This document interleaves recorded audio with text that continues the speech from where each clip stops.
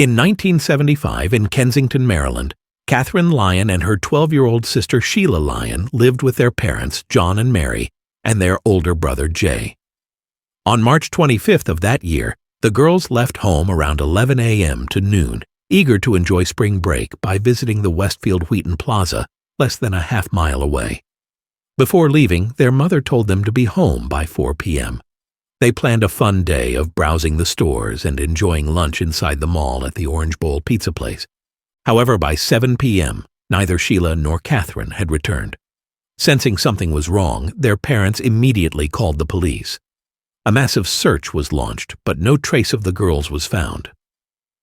Fortunately, with the help of witness statements, the police were able to piece together the final hours before their disappearance. At around 1 p.m., the sisters were seen outside the Orange Bowl talking to an unknown man. At 2 p.m., their brother Jay saw them sitting alone in the pizza parlor, enjoying lunch. Another friend later saw the girls walking down the West Side Street, which leads directly to their home. They were last seen between 2:30 and 3 p.m. A neighbor boy recalled seeing Sheila and Catherine talking to a man outside the Orange Bowl. He was described as about 6 feet tall, in his 50s or 60s, wearing brown clothing and holding a briefcase containing a tape recorder. The man appeared to demonstrate a new cassette player to the children, including the Lyons. Police made 2 composite portraits and released them to the public. Several other witnesses also confirmed seeing him at the mall that day. What was surprising was that a girl about Catherine and Sheila's age later gave the police an utterly new clue. She said that the sisters seemed uncomfortable that day because a man was staring at them too much. The man was described as a young white man, about 5 feet 11 inches tall, weighing 140 pounds, with acne and a scar on his left cheekbone. He wore a light-colored Peter jacket, a blue and white striped shirt, and white pants. The disappearance of the Lyon girls shocked Kensington, shaking the sense of security of parents. From then on, no one dared to let their children walk or play outside freely. Despite many leads, the investigation gradually fell into a dead end. A week after the disappearance, an 18-year-old named Lloyd Lee Welsh went to a security guard at the Wheaton Mall and said he had witnessed a man abducting 2 girls with a tape recorder. Police immediately took Lloyd to the station and gave him a polygraph test. The result, he failed. Lloyd later admitted to fabricating the story to win the $9,000 reward. He was released on April 7, 1975. About 2 weeks after the disappearance, a witness in Manassas, Virginia, reported seeing 2 girls who looked precisely like Sheila and Catherine in the back of a 1968 beige Ford. They were bound and gagged. The driver looked precisely like a composite portrait of the suspect. As witnesses tried to approach, the driver immediately stepped on the gas, ran a red light, and sped west on Route 234, heading straight for Interstate 66. To this day, the disappearance of the Lyon sisters remains one of America's greatest mysteries, leaving a wound that will never heal in the hearts of their family and the Kensington community. The beige Ford station wagon suspected of being involved in the Lyon sisters' disappearance had Maryland license plates with the first digits possibly reading DMT-6. However, the plate was bent because the last 2 digits could not be determined. According to vehicle registration records, the plates were issued in the Cumberland, Hagerstown, and Baltimore areas. The news quickly spread, sparking a wave of searches by CB radio users. They exchanged information throughout the night, combing every street hoping to find clues, but all were in vain.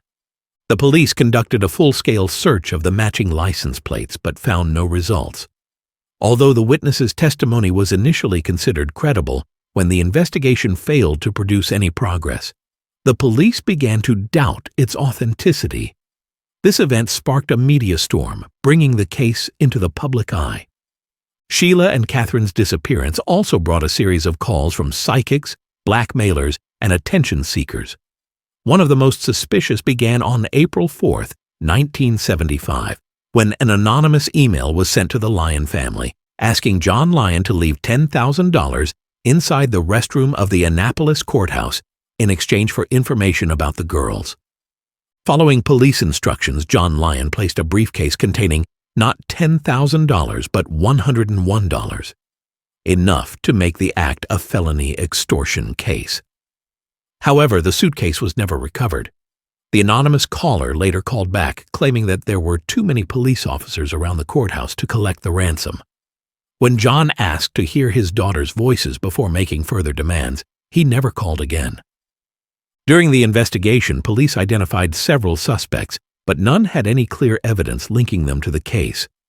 One of the first names to come up was Fred Howard Coffey, who had been convicted in 1987 of assaulting and strangling a 10-year-old girl in North Carolina in 1979. What was suspicious was that just 6 days after the Lyon sisters disappeared, Coffey went to Silver Spring, Maryland, not far from Wheaton Plaza, to apply for a job, and was hired. However, there was no evidence to link him to the case, and he was never charged. The next suspect was Raymond Rudolph Mileski Sr., a Suitland, Maryland resident who had been sentenced to 40 years in prison for the November 1977 murders of his wife and son. When he was arrested, Mileski offered to provide information about the girl's disappearance in exchange for better conditions. In April 1982, police searched his former residence but found no evidence. Mileski died in prison in 2004, taking the mystery with him to the grave. With no leads to follow, the police mobilized forces to search every forest, sewer, and abandoned house, and even sent divers to search the bottom of a pond. They also interviewed every resident of a nearby nursing home but found nothing. Still, the case haunted the Montgomery County Police Department for decades. Generations of detectives came and went, and each time a new team took over, they would go through boxes of old files, hoping to find a detail that had been overlooked. In 2012, the police decided to make one last attempt to solve the mystery.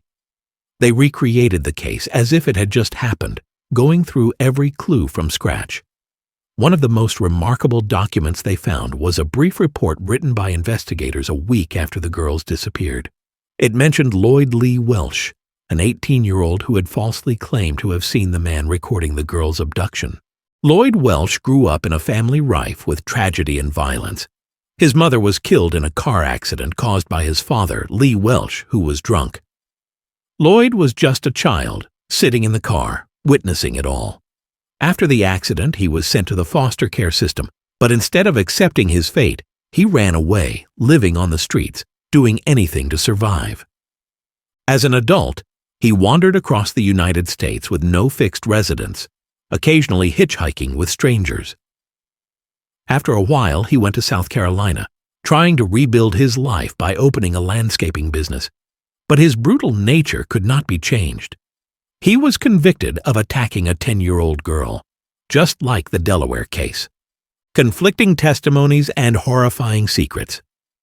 Despite repeated questioning by detectives, Welsh lied in a sophisticated and deliberate manner, constantly changing his story to mislead the investigation. But then, in a moment, he admitted a shocking truth.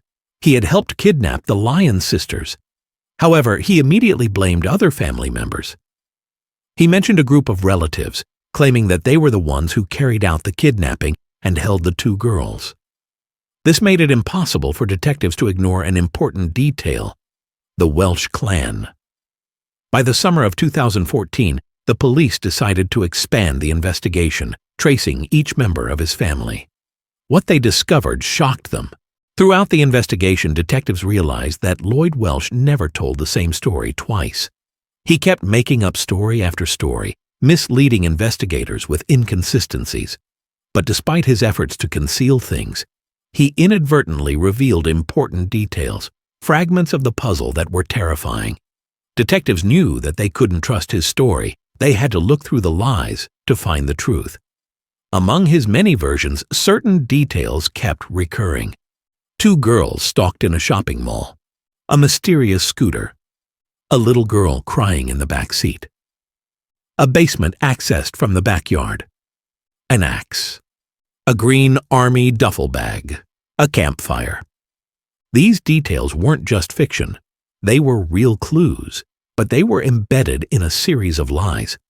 And then in 2015, as detectives continued to corner Welsh, he made a shocking claim.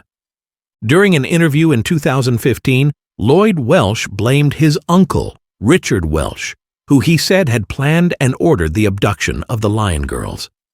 Richard Welsh, who was nearly 70 at the time, looked much older due to poor health, especially heart disease.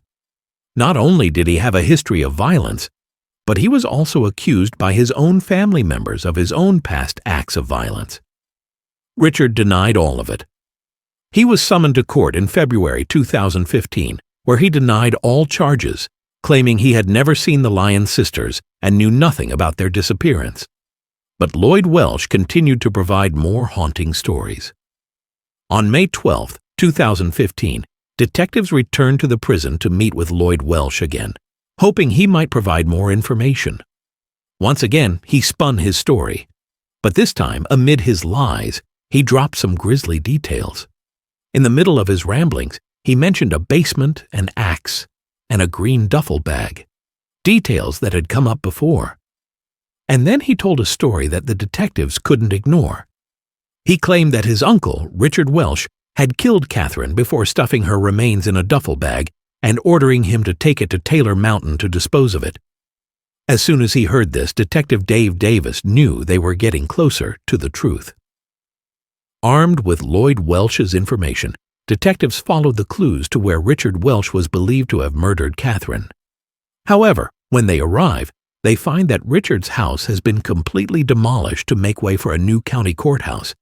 Detective Davis, however, recognizes its exact location. He knows that this is where a terrible truth once took place. Will the police find the evidence to close the nearly 50-year-old case? Or will the Welsh family's mysteries be buried forever? Lloyd Welsh's story was full of contradictions and implausibility from the start. He kept changing his story, creating one story after another. But there was one thing that the detectives could not ignore. He was hiding something important. He had claimed that the house where his uncle Richard lived was the last place the Lyon girls were taken. But this was blatantly absurd. Not only was the house right next to the police station, but at the time of the murder, it had also been the target of a fierce search. No one would dare kidnap 2 children and keep them in such an easily detectable place. Sensing something was wrong, Detective Dave Davis decided to go to Buchanan Street, where Lloyd Welsh had mentioned and where some members of the Welsh family had lived. When he arrived, Dave immediately recognized a familiar house from the snapshots in the police files. It was the house where Lloyd Welsh's parents had lived. The house's current owner led Dave to a mysterious basement, which he had never mentioned in any of his statements. The basement could only be accessed by going around the back of the house. The entrance was narrow and out of sight. Dave stood in a low, dark stone cellar filled with old, dusty furniture as he descended. As soon as he entered, a chill ran down Dave's spine. This was precisely where a man like Lloyd Welsh could keep 2 frightened girls, where he could do anything without anyone knowing. The next day, Dave returned with a forensics team. They used blue star spray, a fluorescent substance that could detect traces of blood even if it had been wiped clean decades ago. When the light was shined on it, the entire basement lit up from floor to ceiling, as if every wall here had witnessed a terrible nightmare. Forensic experts claim this is where Sheila and Catherine Lyon, or at least one of them, spent their final moments. Lloyd Welsh's lie fell apart. He had mentioned Uncle Richard's house as a hideout, but it was all a ruse. This was his place, a place he frequented and controlled, and now it was evidence against him. Not long after Dave Davis found the potential crime scene, prosecutors had enough evidence to charge Lloyd Welsh. On September 12, 2017, after more than 4 decades of pursuing justice, he finally pleaded guilty to the murders of both Sheila and Catherine Lyon. But even during his trial, he tried to portray himself as a minor player, not the mastermind.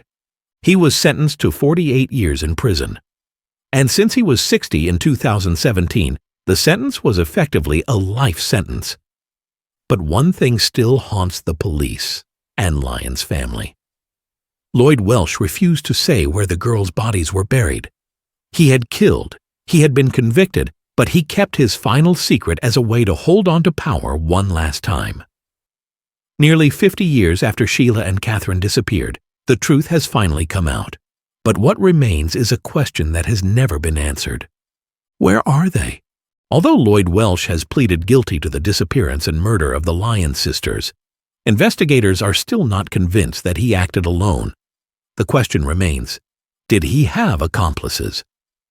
Another suspect mentioned throughout the investigation is his uncle, Richard Welsh. It is worth noting that Richard was a police officer at Wheaton Plaza when the Lyon girls disappeared.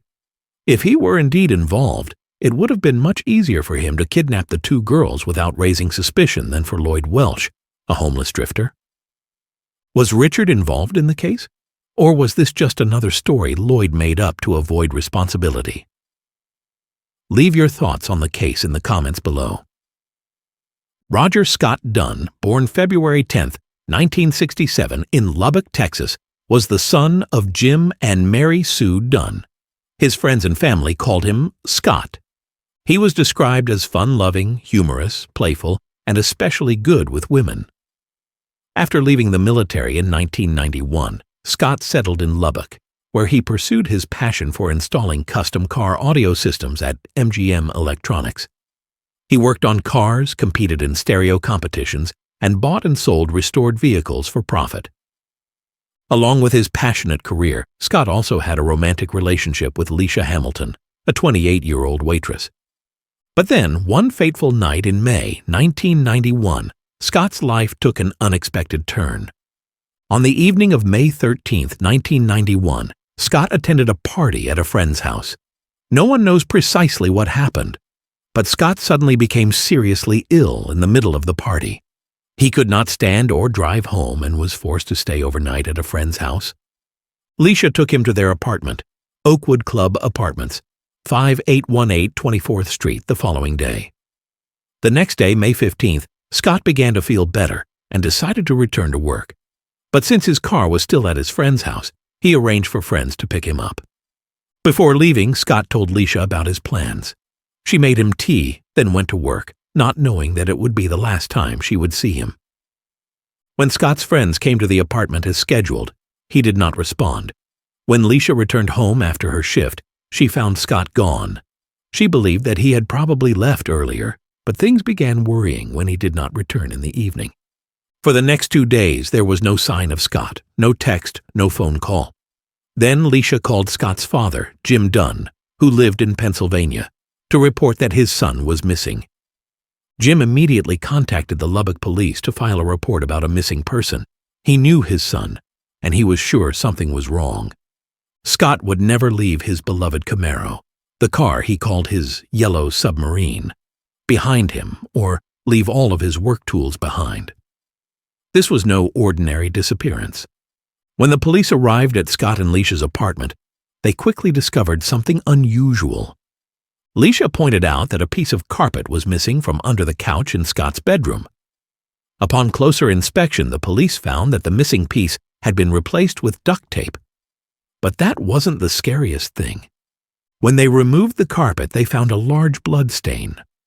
Also, the blood had soaked down to the concrete underneath, a clear sign that a violent attack had taken place. The baseboards also showed signs of being wiped clean, but investigators were not fooled. They used luminol, a chemical that can detect blood even after cleaning, and the results were truly horrifying. When the lights went out, the room was lit up. Blood was everywhere. The truth was undeniable. Someone had attacked Scott Dunn in his bedroom. After confirming that a murder had occurred, police began to unravel Scott's life to find a motive. Scott had a few minor convictions, including drug use as a teenager. At 23, he was arrested for a Domino's pizza robbery. However, when police traced Scott's connections, they found no signs that he had enemies. Was Scott killed for money, for drugs, or for something darker? Scott Dunn's case remains a mystery, and to this day, despite important clues, his body has never been found. Someone attacked him in his apartment. Someone tried to cover his tracks. But who did it? And more importantly, where is Scott's body? What do you think about Scott Dunn's case? Could any suspects have gotten away with it? Leave your thoughts in the comments below. As investigators continued to look into Scott Dunn's case, they discovered several unusual things, particularly in the relationship between Scott and Lisha Hamilton. A month before her disappearance, Lisha discovered that Scott had secretly engaged to another woman. This betrayal may have fueled her resentment. That's the potential motive investigators are considering. Did Lisha kill Scott out of revenge? Scott's friends have made disturbing revelations about Lisha. A family friend said Scott feared breaking up with Lisha and that her ex-boyfriend had warned him about her violently jealous nature. Despite this, during the investigation, Lisha had been in regular contact with Scott's father, Jim Dunn. But instead of expressing concern about Scott, she kept mentioning his sports car. In one call, she even asked if she could have it. When Jim asked why, she replied, "I don't want it, but I need it." Lisha's impatience with the car while Scott was still missing raised a lot of suspicion. As investigators continued to follow Lisha, she unexpectedly came up with her first suspect. She told Jim that she believed a man named Tim Smith was involved in Scott's disappearance. Tim lived near Scott and Lisha's apartment and seemed obsessed with her. Realizing this was an important clue, the police saw Tim at his apartment. But when they arrived, they found Tim packing his belongings to move out. When asked about Scott's disappearance, Tim cooperated fully. He even volunteered to let the police search the apartment. But then something unusual happened. As the officers left the room where Tim was standing, they turned around and found that a roll of duct tape had been moved. It was initially on a bookshelf, but now it is hidden behind some books. Tim immediately denied touching it, but the police did not believe him. They seized the tape and sent it for forensic testing. Forensic experts used infrared light to analyze the tape composition found at Tim's house. The results stunned the police. The tape from Tim's apartment was identical to the tape found on the carpet in Scott's bedroom. The triangular green carpet fibers found on Tim's tape perfectly matched the carpet in Scott's apartment. This proved beyond doubt that Tim was present at the crime scene. Tim may have helped Lisha cover up the crime, or he may have been the one who killed Scott.